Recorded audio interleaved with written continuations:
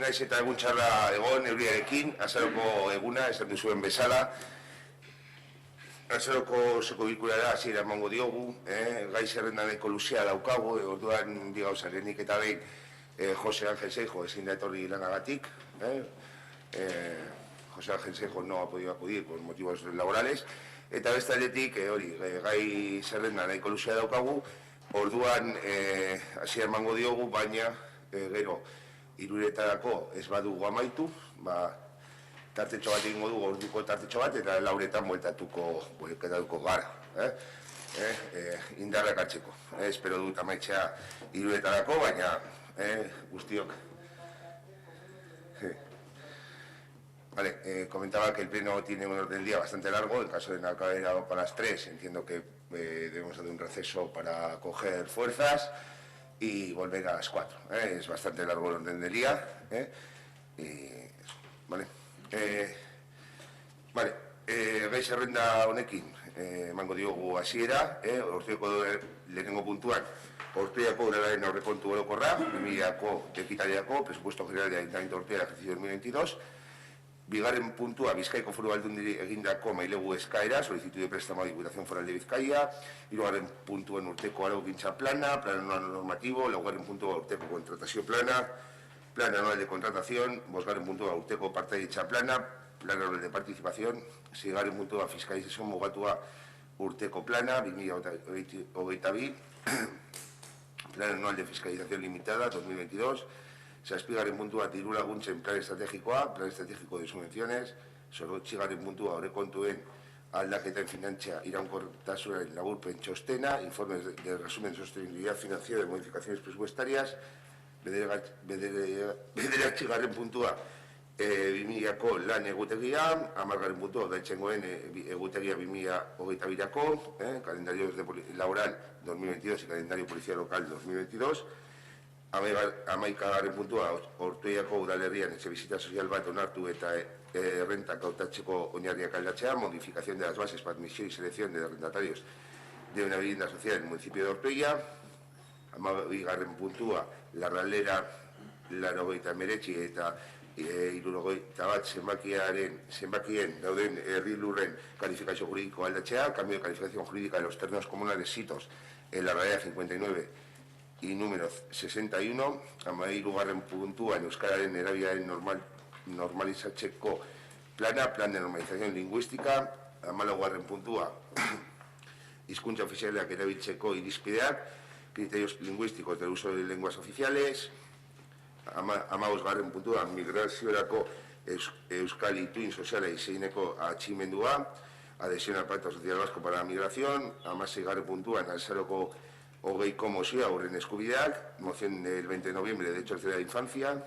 17garren puntuan Azaroak hogeitabeko mozioa, moción del 25 de noviembre. 18garren puntuan abenduaren 3ko mozioa, Euskararen nazioarteko eguna, moción del 3 de diciembre, Día Internacional de Euskera.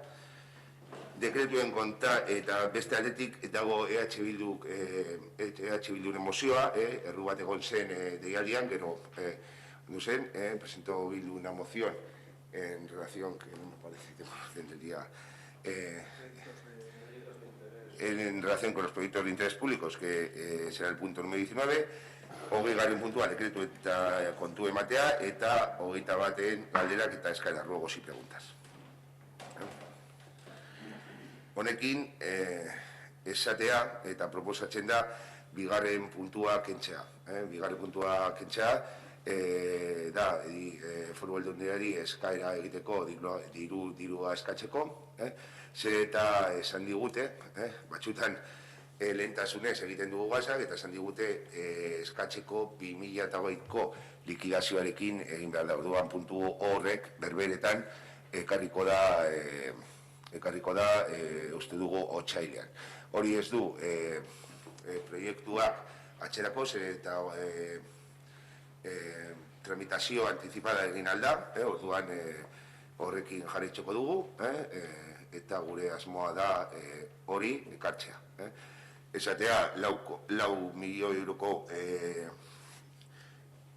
kreditua eskatu nahi genuen, orain ikusi behar dugu ze likidazioa eukiko dugun, eta orduan 4 milioi baino gutxiago eskatuko dugu.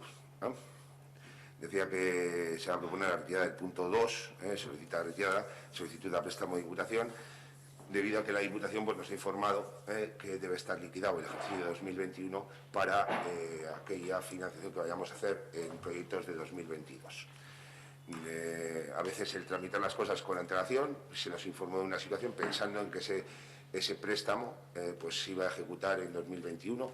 Entonces, ahora lo que hay que hacer es liquidar el ejercicio 2021 y con esa liquidación, que los datos de 2021 van a ser netamente mejores que los de 2020, pues lógicamente no se llegará a solicitar los 4 millones, porque ya había previsto que iba a haber una amortización anticipada una vez que tuviésemos el remanente, con lo cual a día de hoy no podemos saber el remanente que vamos a tener, pero como mucho van a ser 4 millones, pero lógicamente todo aquello que se pueda financiar del remanente pues se reducirá de los 4 millones. Por eso se propone una retirada y el punto vendrá a tramitación una vez liquidado el presupuesto del año 2021 y la solicitud de autorización en el mes de febrero.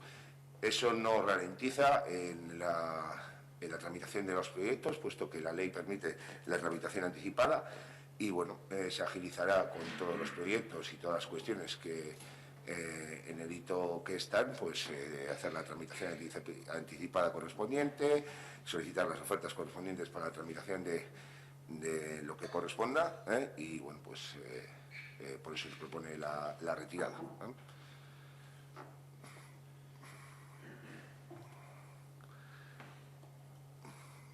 Si os vais a rendir, bueno.